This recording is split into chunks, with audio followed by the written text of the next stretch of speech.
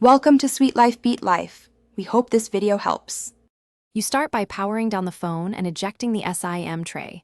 This prevents short circuits and data errors. Once removed, inspect the gold contacts under a bright lamp or magnifier to locate scratches and dirt. Make sure to have 90% plus isopropyl, a microfiber cloth, a clean pencil eraser, and low-tack adhesive tape at hand. Begin with the least invasive option.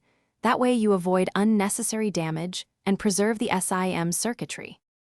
You now focus on removing oxidation and light scratches. Very gently rub the gold contacts with a clean pencil eraser for about 5 to 10 seconds. Short strokes, controlled pressure, to remove grime without cutting traces.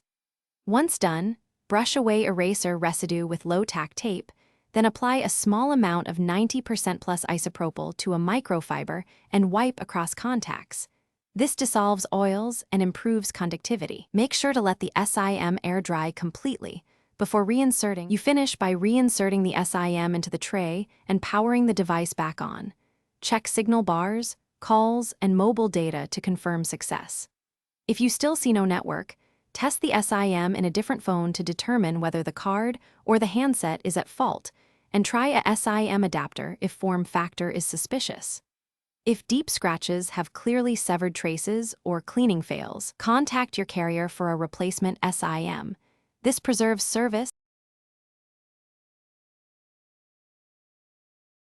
Thanks for watching.